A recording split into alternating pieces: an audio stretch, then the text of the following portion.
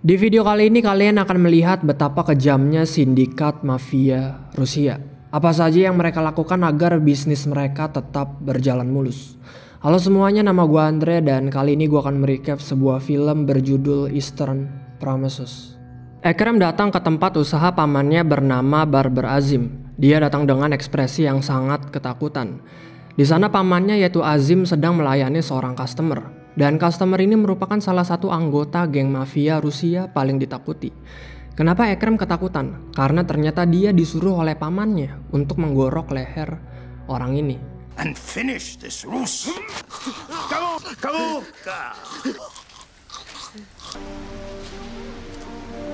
Di sisi lain terdapat seorang wanita dengan kondisinya yang lumayan lesuh pergi ke apotek untuk meminta bantuan.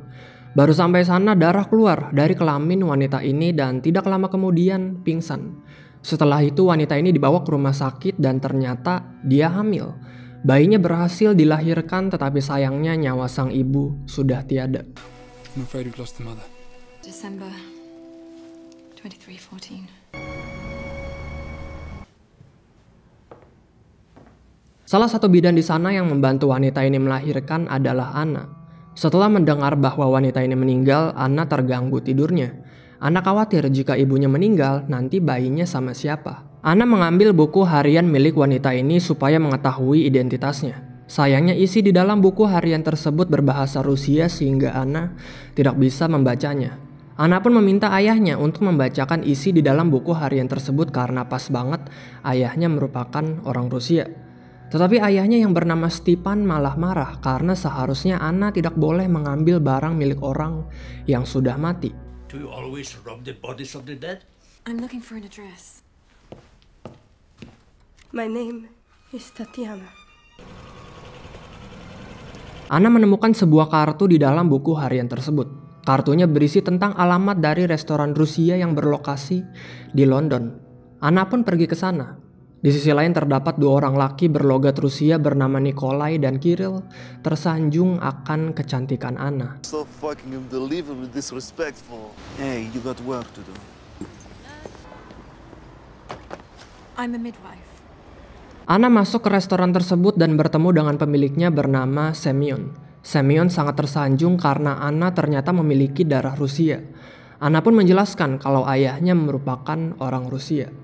Di dalam terdapat Kirill yang ternyata merupakan anaknya Semyon dan juga di dalam terdapat cucu-cucunya Semyon yang masih kecil. Di sana ramai karena ternyata Semyon beserta dengan saudara-saudara lainnya akan mengadakan makan malam keluarga. Semyon meminta Anna untuk mencicipi masakannya dan Anna terkejut karena masakan tersebut sangat amat enak. My God, that's amazing. Спасибо. The diary. Yeah, I found it in her bag. Anna pun disuruh oleh Semyon untuk membawa buku hariannya besok di jam 7 pagi untuk ditranslatekan. Setelah itu Anna keluar dan dia digombalin sedikit oleh Nikolai. Nice bag. Sentimental love. Not staying for party. To go for a drink instead. Anna pergi karena gombalan tersebut tidak berhasil. Anna melakukan makan malam bersama dengan ayahnya yaitu Stepan dan ibunya yaitu Helen. Makan malam tidak berjalan harmonis karena Stepan membawa-bawa soal pacarnya Anna yang ternyata memiliki ras kulit hitam. Menurut Stepan tidak baik mencampur adukan ras yang berbeda. Black men always run away. It's not natural to mix race and race. Stupid bloody drunken Russians. Sementara yang lain melakukan makan malam, Nikolai dan Kirill pergi ke Barber Azim untuk mengatasi seorang mayat. Selain menjadi supir, ternyata Nikolai juga bertugas mengurusi mayat. Mereka dikagetkan oleh Ekrem. Jadi ternyata Ekrem memiliki kelainan yaitu retardasi mental. Dia memiliki IQ yang sama dengan anak berumur 10-15 tahun. Ekrem sangat senang karena dia mendapat tiket pertandingan bola Chelsea. Sakinolo. I got tickets, Azim. Hit him? It's like a fucking ice cream. Ternyata Kirill membayar Azim untuk membunuh orang ini. Kenapa Kirill ingin orang ini mati? Karena ternyata orang ini sudah mencemarkan nama baik mafia Rusia. Nikolai pun menghangatkan tubuh orang ini, lalu mencopot gigi-giginya serta memotong jari-jarinya. Setelah itu Nikolai dan Kirill membuang mayat orang ini ke tempat yang menurut Nikolai sangat baik untuk membuang mayat karena polisi tidak akan menemukannya.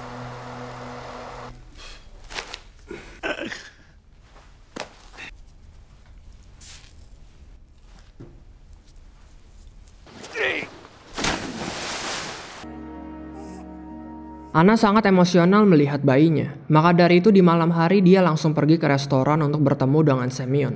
Anna membawa buku hariannya dan meminta Semyon untuk mentranslatekannya. Anna tidak membawa buku hariannya, dia hanya membawa hasil fotokopinya. Semyon pun mentranslatekannya dan hasil translate tersebut akan dia kirim ke rumah Anna. Semyon pun bertanya di mana Anna tinggal. Where do you live, Anna?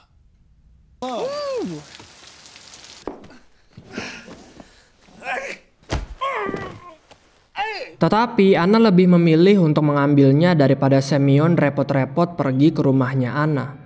Nikolai dan Kirill pulang. Kirill sangat amat mabuk sehingga tingkahnya seperti orang mabuk. Dengan tingkahnya tersebut Semyon marah. Dia menendang Kirill supaya Kirill tersadar bahwa tingkah lakunya dia itu sangat amat tidak dewasa. Nikolai keluar dan di situ dia melihat Anna sedang kesulitan dengan motornya. Nikolai mencoba untuk membantunya tetapi tetap saja motor Anna tidak bisa dinyalakan. Maka dari itu Nikolai pun mengantarkan Anna dengan menggunakan mobilnya.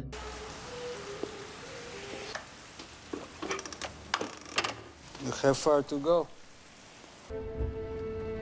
Di jalan Anna bertanya kepada Nikolai apakah dia pernah bertemu seorang wanita bernama Tatiana. Ternyata pemilik buku harian ini merupakan seorang wanita bernama Tatiana. Anna pun bercerita bahwa Tatiana melahirkan seorang anak tetapi pada saat itu juga meninggal setelah melahirkan. Anehnya di kedua tangan milik Tatiana terdapat luka tusuk, bertanda ada seseorang yang menyiksanya. Lebih parahnya lagi ternyata Tatiana berumur 14 tahun, berarti masih kelas 3 SMP. Anna bertanya menurut Nikolai apakah Kirill mengenal Tatiana. Karena Nikolai hanyalah seorang supir, dia tidak bisa menjawab pertanyaan tersebut. I'm driver. That's it. We'll take the next right. How much do I owe you? Christmas present. And he was a member of Order of Sakonia. You don't have tattoos, you don't exist. Besoknya polisi menemukan mayat yang dibuang oleh Nikolai dan Kirill. Pemimpin polisi yang bernama Yuri mengidentifikasi mayat tersebut. Terlihat dari tatonya, orang ini merupakan anggota dari Fori Visokonye, istilah untuk bos mafia Rusia. Di lututnya terdapat tato bintang, bertanda orang ini tidak tunduk kepada siapapun. Stepan telah mentranslatekan buku hariannya Tatiana. Ternyata buku harian tersebut berisi tentang bagaimana Tatiana diperkosa dan disiksa dengan kejam. Stepan menyuruh Anna untuk jangan memberikan buku harian ini ke sembarang orang, karena buku harian ini ada hubungannya dengan Fori Visokonye, istilah untuk bos mafia Rusia. Anna berkata bahwa dia terpaksa untuk mentranslatekan buku harian ini supaya dia mendapatkan informasi tentang saudara-saudaranya Tatiana. Dengan mendapatkan informasi tersebut, Anna akan memberikan bayinya Tatiana ke saudaranya. Karena sadar hal ini bahaya, Anna meminta ayahnya saja untuk mentranslatekan buku harian milik Tatiana. Sementara itu, Nikolai dan Kirill sedang bersenang-senang. Mereka berdua bermain di sarang pelacur milik bos mafia Rusia. Kirill memaksa Nikolai untuk meniduri salah satu wanita di sana. Karena dipaksa dan juga untuk menunjukkan kesetiaannya, Nikolai meniduri salah satu wanita yang ada di sana. Это мой приказ! Now you're going to fuck, Starik. You ain't no fucking queer. Don't tell a whore what is enough. That one.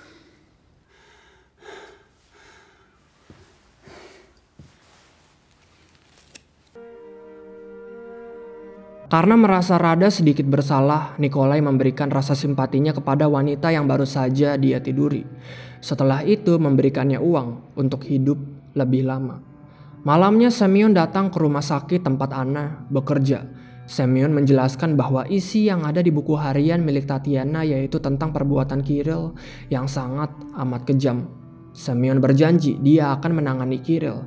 Dia bersumpah akan menghukum Kirill atas perbuatannya yang kejam.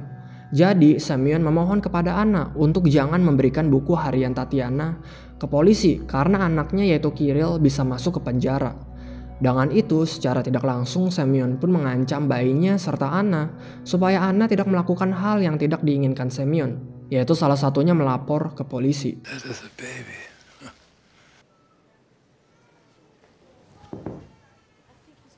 And I know where you are, Anna Ivanovna. Setelah ditranslate oleh Stepan, ada fakta mengejutkan. Ternyata Tatiana dipukul oleh Kirill sampai berdarah-darah. Kirill tidak bisa memperkosanya, maka dari itu ayahnya yaitu Semyon datang, lalu memperkosa Tatiana. Jadi ternyata yang memperkosa Tatiana adalah Semyon, ayahnya Kirill. Tampang seperti orang tua yang baik, tetapi ternyata sebenarnya binatang. Mau tidak mau Anna membuat kesepakatan dengan Semyon. Anna akan memberikan buku hariannya Tatiana, tetapi Semyon harus memberitahu alamat dari keluarganya Tatiana. Awalnya Stepan tidak mau melakukan kesepakatan dengan geng mafia Rusia, tetapi karena tidak ada jalan lain, mau tidak mau kesepakatan harus dibuat. He wants the diary. Not do deals with those people? No. Yeah. Stepan. Shut up! Don't lie to me! Semyon memarahi anaknya, yaitu Kirill, karena salah satu anggota mereka mati, yaitu Soika, orang yang Ekrem gorok lehernya. Nikolai menjelaskan bahwa Soika telah menyebar kebohongan tentang keluarga Semyon, maka dari itu Kirill membayar Azim untuk membunuhnya. Nikolai juga menjelaskan bahwa mayat Soika sudah dibuang ke tempat aman sehingga tidak akan ada orang yang mengetahui tentang hal ini. Yang menjadi kekhawatiran Semyon sekarang, Soika mempunyai saudara, dan tidak lama kemudian saudara-saudaranya Soika akan membalas dendam. Nikolai dengan tenangnya berkata kalau itu semua akan diatasi. Kirill сделал как надо. Soika has brothers. It's okay. Okay.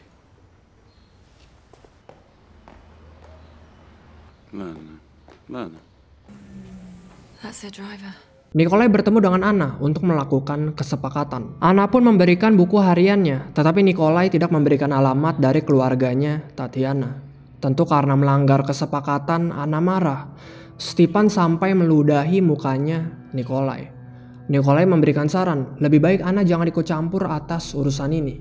Anna itu pantasnya bergabung bersama dengan orang-orang baik, bukan dengan orang-orang jahat seperti Nikolai serta anggota geng mafia lainnya. Please, forget any of this ever happened. You belong in there with nice people.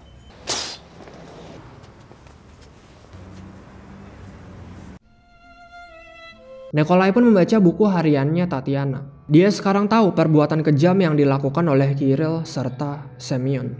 Semyon datang lalu bertanya informasi apa yang Soika sebarkan. Nikolai berkata bahwa Soika menyebarkan informasi bahwa keluarga Semyon merupakan keluarga pemabuk serta keluarga penuh dengan karakter banci. Mendengar hal itu Semyon merasa lega. Menurut dia jika Soika menyebarkan informasi seperti itu, maka dia memang pantas untuk dibunuh. Semyon mendengar bahwa ayahnya Anna yaitu Stepan telah membaca buku hariannya Tatiana. Menurut Semyon tidak aman jika ada orang yang mengerti bahasa Rusia membaca buku hariannya Tatiana. Maka dari itu Semyon menyuruh Nikolai untuk membunuh Stepan. Untuk membangun rasa percaya, Nikolai pun berjanji bahwa dia akan mengurus Stepan. Semyon pun mengambil buku harian Tatiana, lalu membakarnya supaya tidak ada orang lagi yang membacanya. Setelah itu, pergi.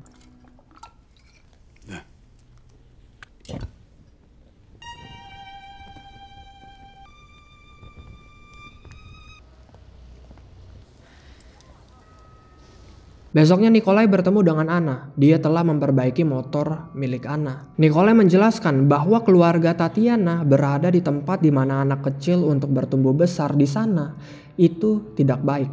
Maka saran Nikolai lebih baik bayi milik Tatiana dibesarkan di sini, yaitu di London. Lebih baik dibesarkan oleh Anna jika Anna mau. Not good place for kid to grow up. Maybe with you. So you've read the diary. I'm just a driver. Ekrem setelah menonton pertandingan Chelsea, dia dibunuh oleh saudaranya Soika dengan cara digorok lehernya. Teknik yang sama yang dipakai oleh Ekrem untuk membunuh Soika yaitu menggorok lehernya. Azim melapor ke Semyon bahwa Ekrem yang merupakan keponakannya telah dibunuh oleh saudaranya Soika. Azim berkata, tidak lama lagi mereka akan membunuh Azim dan juga Kirill.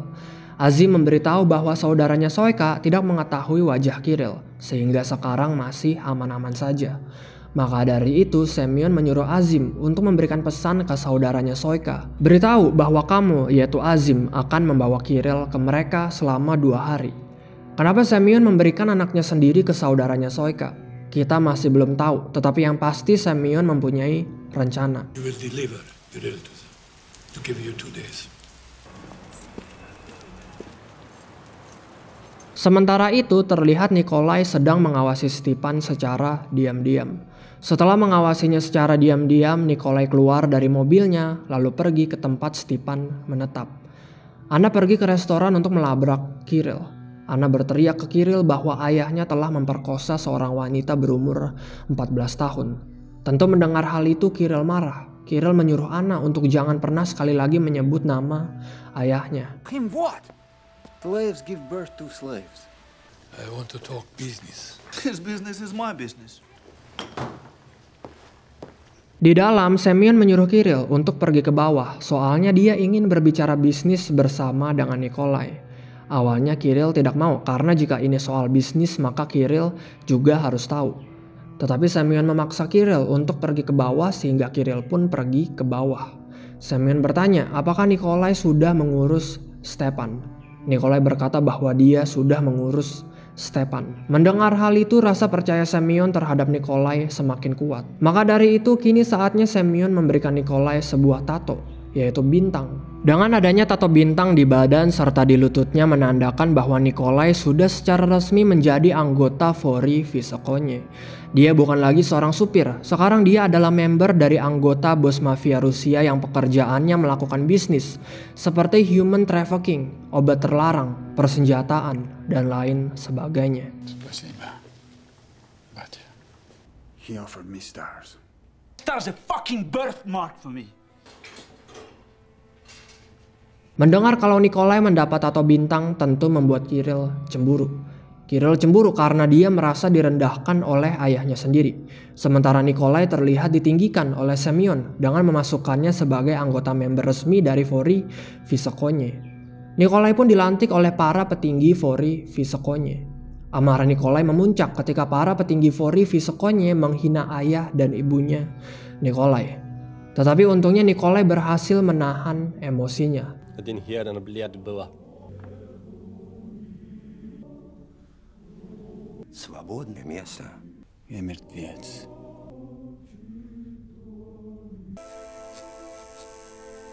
Lalu dia pun ditato berukir bintang di badannya serta di lututnya bertanda bahwa dia sekarang resmi menjadi anggota member Vori Vysokonye.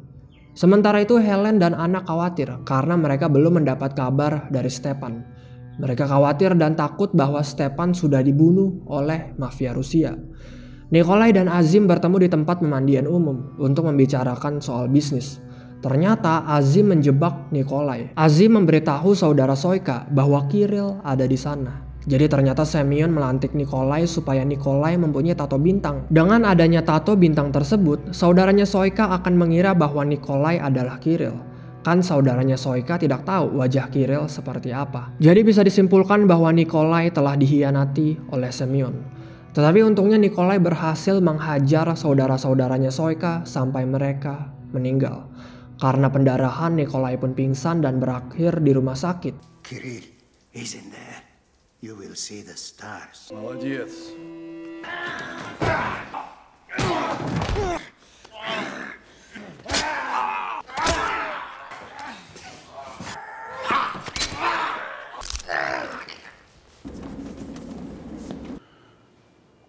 Pas banget di rumah sakit tersebut terdapat Anna.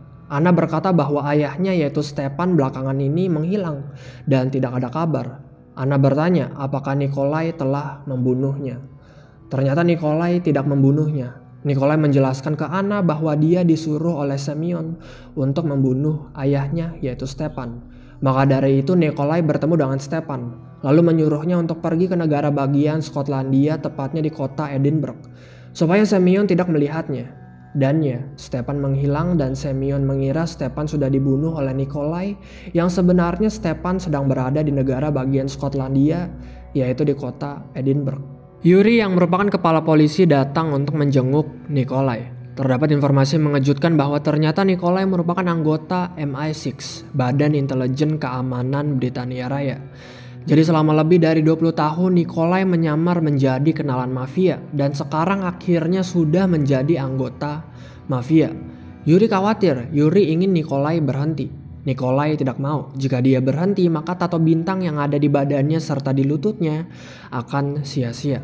Jadi Nikolai memutuskan untuk ingin terus melakukan penyamarannya.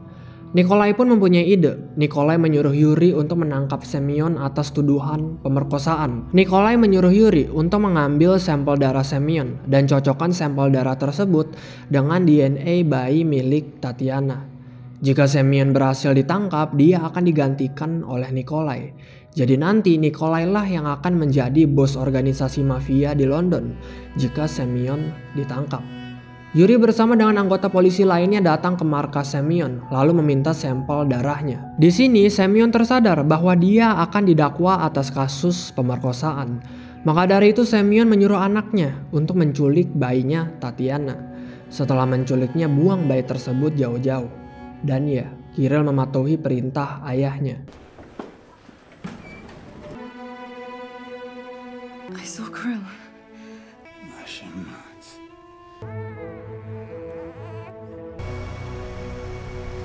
Mengetahui hal tersebut, Anna dan Nikolai langsung pergi. Nikolai tahu di mana Kirill akan membuang bayinya. Tempat tersebut merupakan tempat di mana Nikolai dan Kirill membuang mayat Soika. Dan benar, Kirill berada di sana. Dia sebenarnya tidak ingin membuang bayi tersebut, tetapi karena disuruh oleh ayahnya, dia terpaksa. Nikolai pun datang. Nikolai berhasil membujuk Kirill untuk tidak membuang bayinya. Nikolai berkata bahwa Semyon sudah kelewat batas sehingga tidak bisa lagi dipercayai. Maka dari itu Nikolai mengajak Kirill untuk mengambil alih bisnis dari Semyon. Dengan tidak membuang bayi tersebut akan membuat Semyon masuk penjara atas kasus pemerkosaan. Soalnya polisi sudah mempunyai bukti sampel darah Semyon. Dan ya, Kirill setuju akan hal tersebut. Dia memutuskan untuk mengkhianati ayahnya sendiri dan mengambil alih bisnis. You're the boss now. Huh? I need to know who you are. Удачи, Кристина.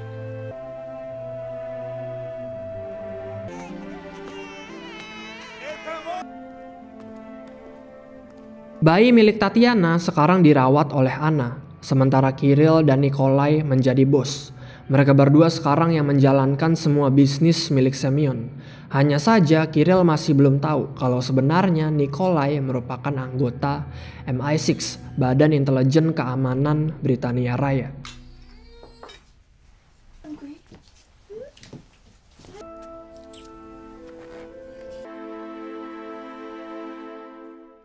Terima kasih yang sudah menonton. Film ini menurut gue merupakan salah satu film mafia terbaik. Jika kalian suka sama video ini, jangan lupa untuk share, like, dan subscribe. Sekali lagi terima kasih guys, dan sampai jumpa di video selanjutnya. Bye-bye.